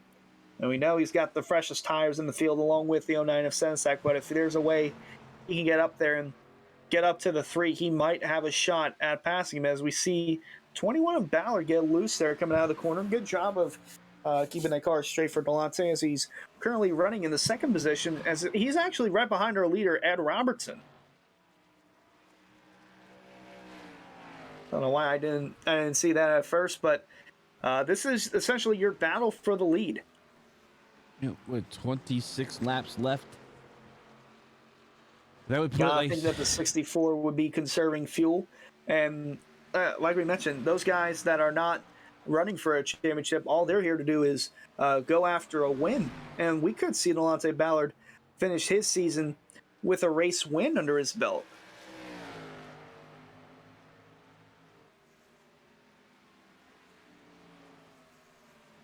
It's about a 9.6 second gap between Robertson and Weishart.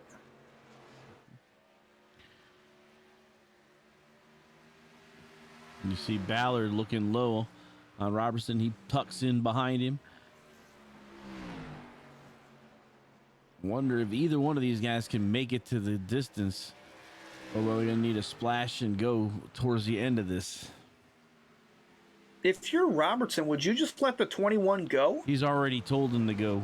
It said over in chat, told him to take the left side. Oh, okay. No, sorry, I wouldn't risk tearing up my car or wrecking it, trying to keep a lead going for it. So we saw the pass there. The 21 of Delonte Ballard has moved into the race lead with about 23 laps to go here at Phoenix. And right behind those two, you see the 5 of Garrett Grant. He pitted. He's looking to get his lap back under green flag conditions underneath the 64 of Robertson. Now looking to get past the 21 of Ballard to get his lap back. He would need to get over a second a lap to get back up to the front again. I just don't think he's got that kind of speed compared to the rest. He's about 15 seconds back. It's really going to depend if the 64 of Robertson can't make it on fuel. Then it's going to be, where's Weishart? Weishart's running 5th, and Garrett Grant's about 15 seconds back from Weishart. So if he can catch the 3, that could be the potential battle for the championship that we'll see, who knows, in the next 20 laps or so.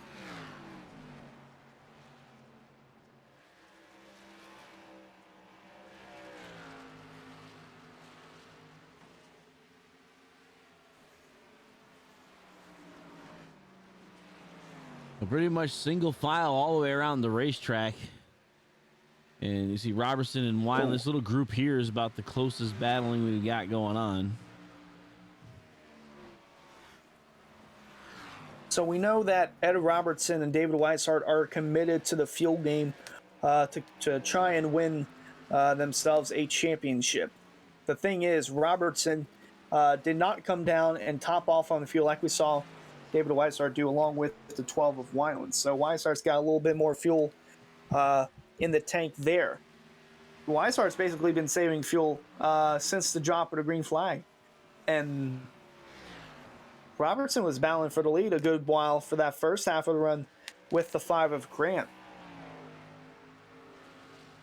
So we got to imagine that the 64 is starting to conserve fuel now. The question is, was it too little too late for Ed Robertson? Let's see how it goes here. And we see Eric Wineland now coming up into the picture behind him.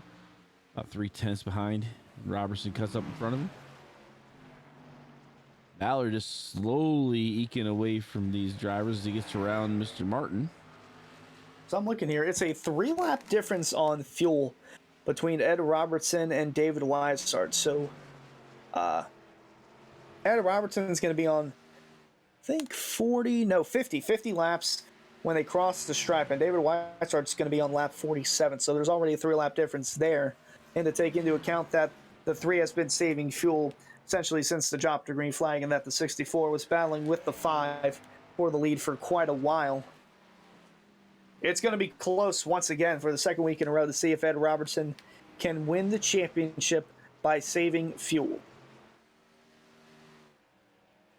And then that's if the 3 can also do the same in case Ed Robertson runs out or comes down pit road. Will Weishart have enough to save? Because we already know Garrett Grant, he came down pit road. He's got enough fuel to make it. The tires are going to be a concern, though, because at some point they do even out. Now we see Weishart is on, say, 50 laps because he did pit the same lap as Ed Robertson with tires. So 51 laps for both Robertson and Weishart. Garrett Grant, 14 laps. So there's a drastic difference there of about 37 laps or so between the tire wear on those guys. But at some point they do even out. Still a lot of moving parts here to decide who will be our champion in about 15 laps. So about 7 minutes or so, we'll know the outcome of this unless something changes. But right now, Robertson and Weishart, Garrett Grant looks like just a bridge too tall. Because I don't even think, can he make up to 10 seconds in 15 laps to Weishart?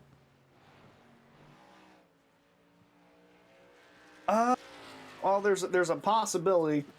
He's only gaining half a second a lap on Weishart. Boy. That in this case, I'd say never, because there's always that possibility that a caution could come out and then could turn this whole thing upside down. Yes. That would just be even more chaotic. I don't even want to think about that if that is the case.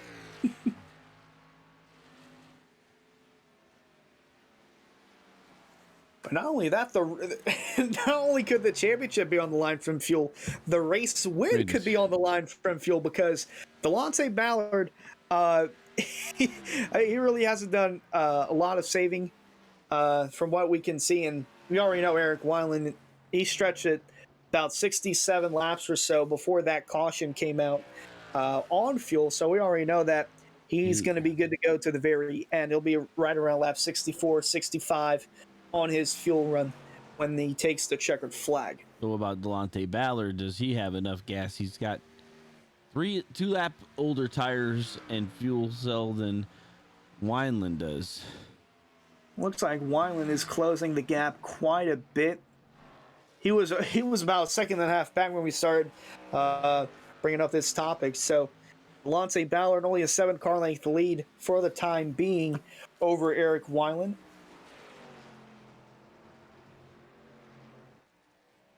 There are 11 to go when they cross the stripe, but that 12 is coming. Reciprocal car numbers for the battle.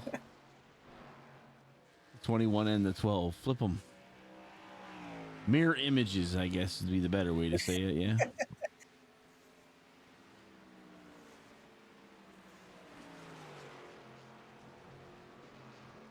Fitting for what they call it, a palindrome, and the numbers all same way front and back. Frontwards, backwards.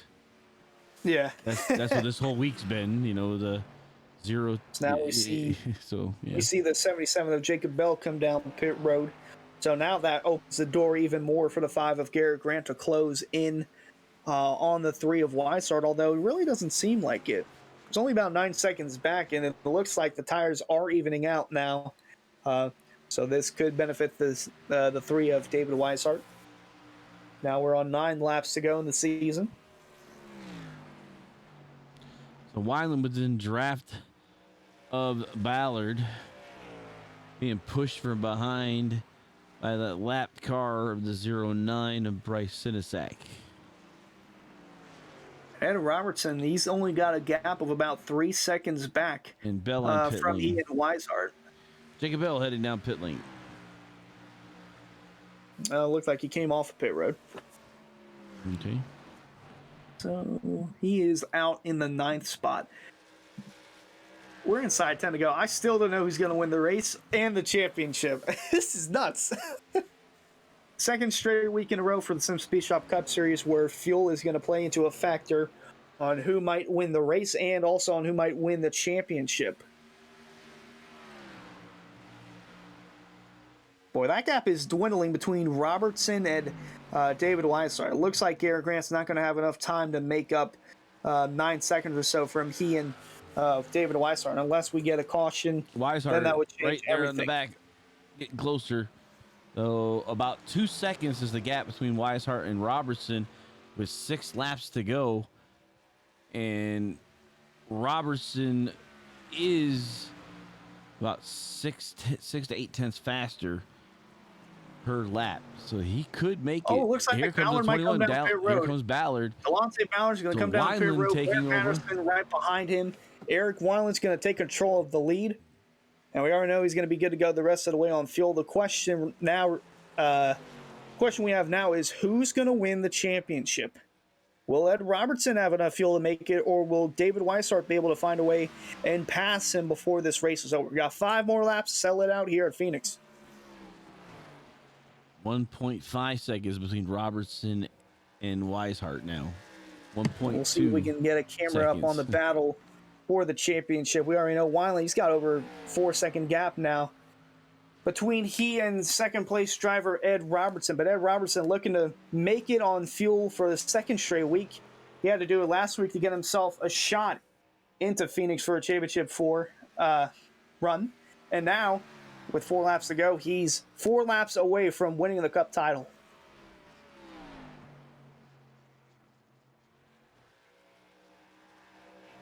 But David Weishart is coming in a hurry. He's within the earshot now. 5 tenths the difference. 4 laps to go. It's going to be really close for Ed Robertson to make it on fuel. He's going to be about 68 laps on this fuel run. And we already know the 3 of Weishart's been saving more than the 64 of Robertson. It's really going to be coming down to the wire here. 3 laps to go here. So right here, if you're at Robertson, this is it. This is your season on the line. It's all or nothing at this point. Took a gamble to get into Phoenix last week for a shot at the championship, and now you're taking another gamble to win the championship. So here we go. 2 laps to go now at Phoenix. Side by side for the championship as they go down the front stretch and into turn 1. The 3 of Weishart with so much more speed. And Ed Robertson is going to be making his way down pit road. Ed Robertson down pit road with less than 2 laps to go. That all but secures the championship for David Weishart. And the leader of Eric Weiland is coming down, taking the white flag. Got 1 more lap here on the season, presented by One to Go Studios. Eric Weiland, Delaney Ballard, fastest lap that lap. But yep, 1 to go here. Eric Weiland on the backstretch. Eric Weiland missed last week's race at Kansas, but follows it up here tonight at Phoenix with a bounce-back effort. He comes off turn 4, and he wins at Phoenix. He'll win the race. Right behind him, coming off turn 4, it's going to be David Weishart winning the SimSpeedShop Cup Series Championship.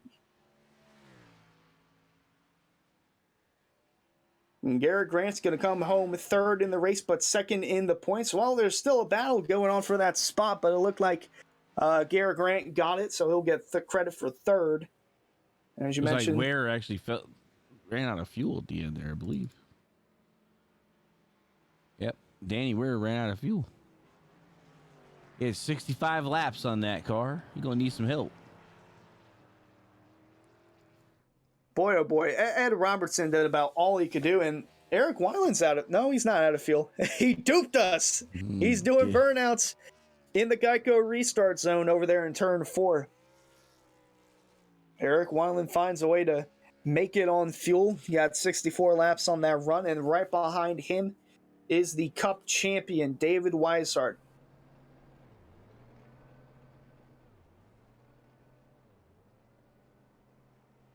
And Eric Weiland's just going to take the safety car entrance there for the safety vehicles that go out through turn 3 in case there's a wreck there.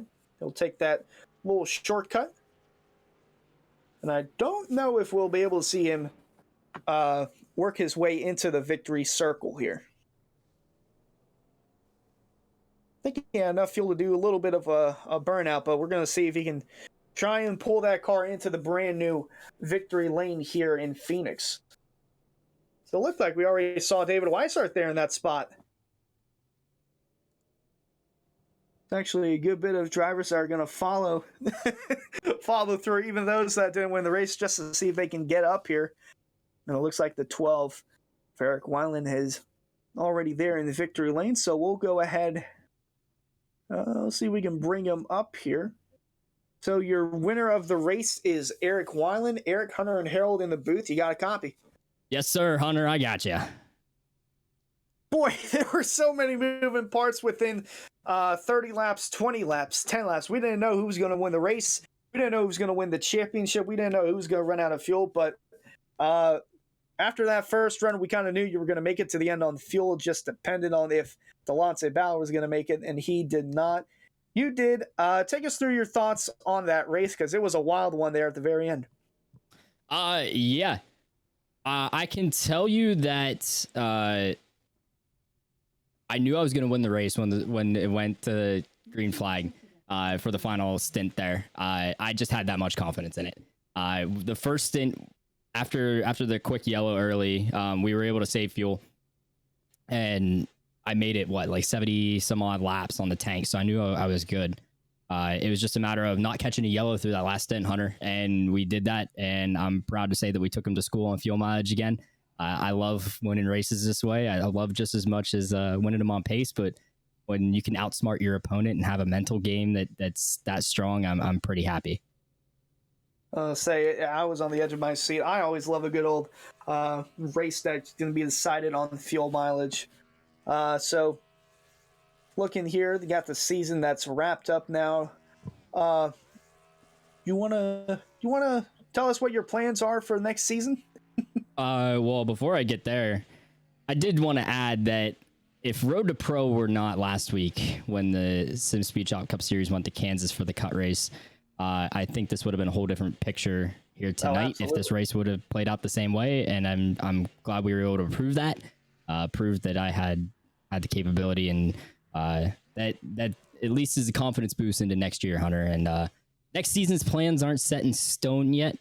You may or may not see me in a cup car. You may or may not see me somewhere else. So I can't give you too much in the way of answers there. Stay tuned to Twitter, people. If you are on Twitter, make sure you tune in to the VRA Twitter, Virtual Racing Alliance on Twitter to see our news that's coming up. And of course, you can follow me at Eric M. Wineland. Love to have people come aboard with the team and the car. Elwood Designs did beautiful work with the paint schemes this year. I can't thank Alan enough for not only being a great team boss, but the mastermind of his paint schemes that look so good on camera. I can't thank my teammates enough. Cameron for the first part of the season, of course, he played a role there. And then Delant, Davey, Danny here with me, Brad, Shane, Scott. Everyone helped push each other to get to this point, and we were able to bring it home. And I'm pretty sure we brought home the team championship too, which I'm very proud of. Yeah, well, we'll hear from Jacob Bell on the team championship. But one thing I'm noticing here, you won at Auto Club, Las Vegas, and now you won at Phoenix. So you essentially swept the West Coast races this season. Pretty cool. You know what? Pretty cool to look at. I love Auto Club. I like Las Vegas. I am not very good here at Phoenix. And actually, the practice laps before the session started, before the broadcast started for you guys, were my first practice laps since they redid and revamped Phoenix. So I am traditionally not very good here. Somehow qualified third. I don't know how we pulled that one off. And then just played a different mental game to win the race, and I'm pretty happy with that. Alrighty, well, we'll let you go and celebrate the win with your team to cap off this inaugural season of the SimSpeedShop Cup Series. Have a good night. Hunter, thank you. Harold, thank you. Thank you guys for the season in the broadcast booth. All right, then. All right, good. That was race winner Eric Weiland. Now let's go ahead and bring up your champion winning driver, David Weissart, coming home second in the race, but first in the championship 4 standings. David, Hunter, and Harold in the booth got a copy. Yes, I do. Oh, I don't know where to begin because we didn't know who was going to win the race or win the championship, who was going to run out of the field with 30 laps, 20 laps, 10 laps to go. And then we saw it at the end with Ballard coming in the pit, so we knew Weiland was going to be in control of the win. We didn't know who was going to win the championship. And then with 2 laps to go, Ed Robertson just could not hold on to enough fuel. So we saw him pit, and we saw you as well just carrying on. And take us through that call, because before we went back green for the final time, you and Weiland came down pit road and topped off on fuel. What were your thoughts through that? So I actually came in and pit there because I thought my teammate Ed was going to top off because he's really good at saving fuel. And I felt like so I had been getting about 60 laps on a run. I know Eric probably was getting more than that. He's just so good at saving fuel too. So, but anyway, I thought we were within the threshold where you could save enough here. And I actually pitted because I was trying to counteract what I thought Ed was going to do, and he didn't do that. So I knew once I was in that position, I just had to, lean into the fuel saving as much as I could. And man, I was clutching. I mean, as soon as I got to the dog leg on the front stretch, I was clutching it, and I wouldn't get off the clutch until the pit wall started. So I was clutching. I was a little nervous. I'm not the greatest at field saving, as everybody knows, but luckily it won me the chip. I was so disappointed when Ed ran out of fuel. That finish. I thought he was actually a little bit farther up the road than he was. And then once I seen him and I was getting him by about a half a second a lap, I was looking forward to that finish. But unfortunate for him, but it was a good race overall. I'll say that move to come down and top off on fuel turned out to be the championship winning move. But we did see you closing in on Ed Robertson in the final 10 laps or so. What was going on through your mind whenever it was getting down to 5 to go, 4 to go, 3 to go, whenever you caught up to him? Did you think that you had enough tires to be able to work by him? or did you think that you might have threw the championship away? Well, I knew it was going to be close. He started saving fuel a little later than I did, and he said it was going to be close. So I knew that aspect of it. Really, what was running through my mind was we talked, our whole team got together before the race, and we said, hey, if it comes down to it and we are nose to tail for the championship, you do whatever you got to do short of just wrecking a guy. And those final 5 laps until Ed pitted, I was like, he's going to race me hard, and I'm going to have to move him. And I don't like racing that way.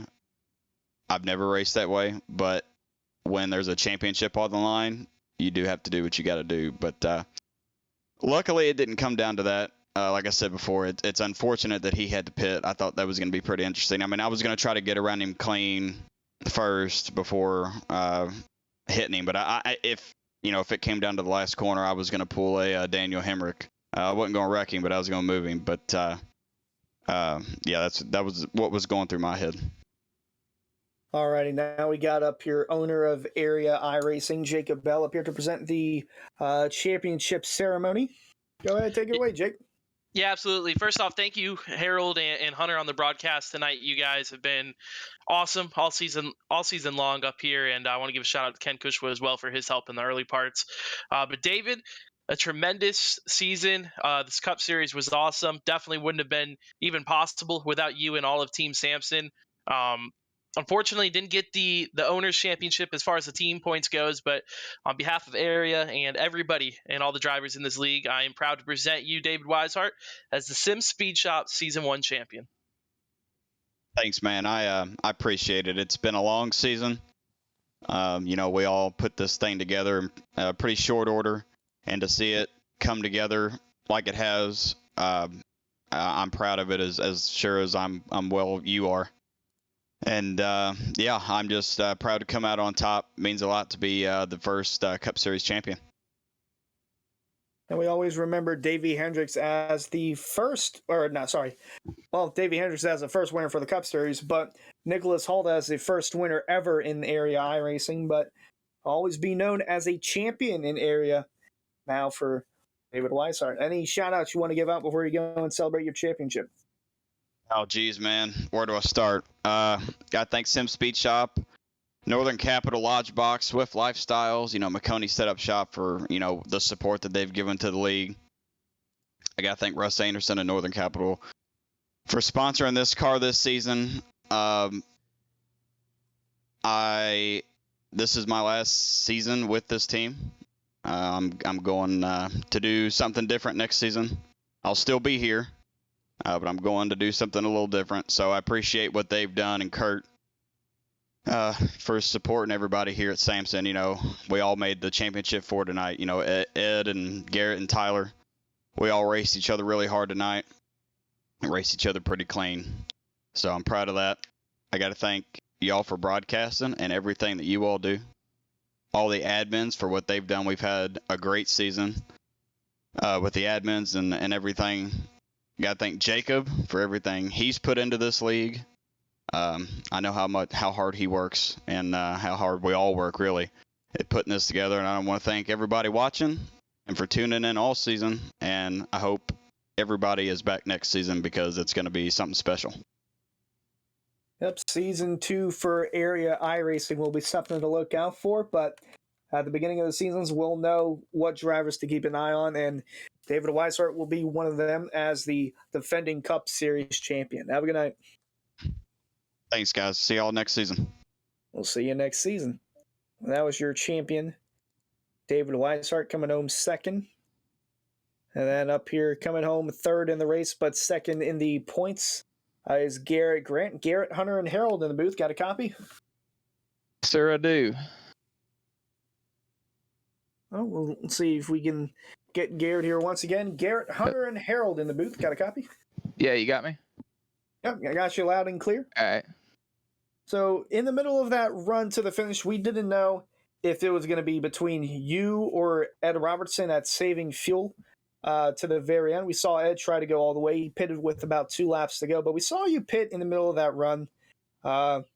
taking tires, had the fastest car on the racetrack for quite a while, but at some point the tires evened out, and it just didn't work out in your favor. Take us through what that call was like.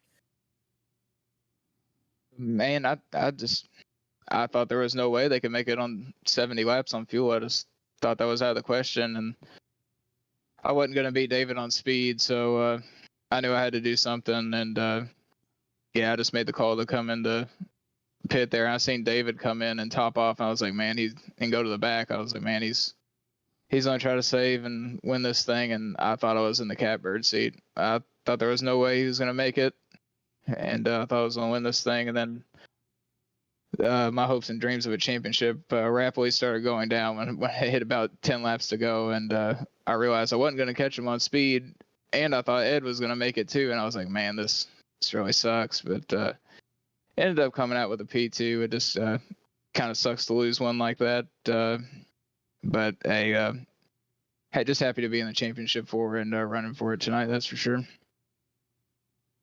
Yeah, it was a solid run all season long, and then you definitely gave it your all there in the championship. Did you have any other thoughts of possibly staying out along with Ed? Because we knew that you two were battling for quite a while, and we knew Ed was going to have a tough time making it on fuel. Was there a thought through your mind where you thought, hey, maybe I can stay out and then try to make it to the end without even pinning? No, it didn't even cross my mind. I thought Ed was going to pit with me. I fully expected him to pit a lap after I did, but then he just kept staying out, and I was like, well, then I still thought he couldn't make it, and I was like, well, maybe these guys are just staying out because I had no tires left, and I figured they were just banking on a late race caution, and then they'd have a set, and I wouldn't. But yeah, it never crossed my mind to even save. I was committed to just going hard and trying to beat them on speed while they're saving.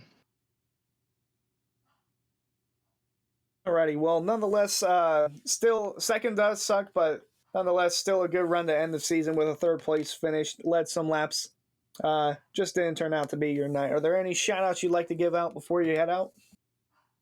Yeah, congrats to David on winning the championship. He was probably the car to beat all season, so he deserved it, that for sure. Like I said, I wouldn't have beat him on speed anyway. I was going to need something fluky like him to run out of gas to win it anyway. And shout out to all the Samson guys for making it all Samson Final Four. It's pretty cool. And got to shout out Russ and Steve Anderson for sponsoring the team, and Kurt for putting the team together and everything. And I got to thank Dwayne Dunn for spotting for me and crew chief and for most of the season. If it wasn't for him coaching me a little bit and finding a little more speed, I wouldn't have even been in contention to win this thing tonight. So, and thank you guys for broadcasting, and Jacob for putting all this on for us. SimSpeedShop, Northern Capital, Lodgebox, all the sponsors that put this thing on for us.